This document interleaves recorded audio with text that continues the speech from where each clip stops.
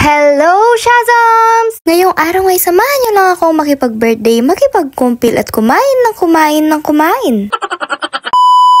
Nagyaya nga yung mga kasama ko na magpunta daw kami sa bagong bukas na restaurant sa San Matias, Guagua, Pampanga. Heto nga pala yung Padayon Grill and Restaurant na sa halagang 60 to 99 pesos ay busog ka na. Paano ba naman ay sa sobrang dami ng serving nila ay kahit 2 tao ay pwede na dito. At para naman aware kayo kaya sinama ko na yung menu nila dito sa vlog. Halata naman sa pamangkin ko na enjoy niya ang pagkain ng fries at ayaw pa nga kaming bigyan dahil para sa kanya lang daw to.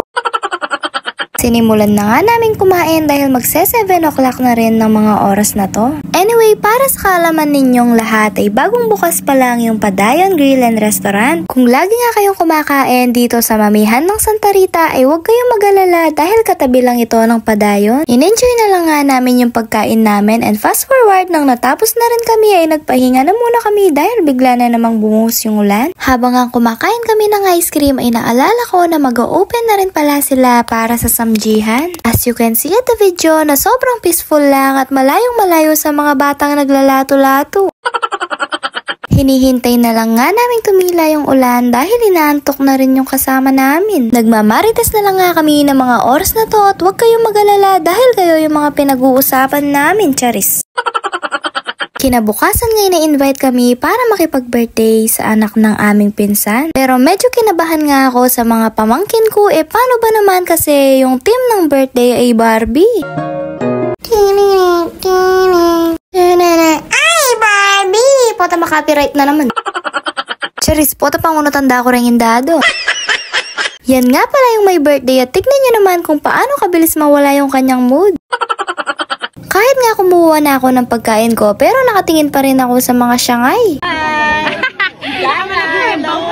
Shout out! Diyos ng bangkal ito.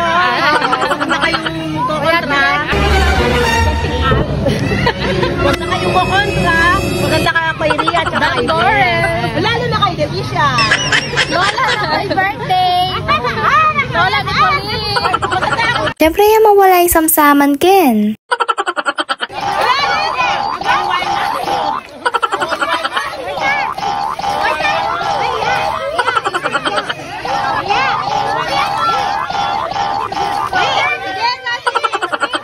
Pauwi na nga sana kami kaso naman ay biglang bumuhos yung malakas na ulan.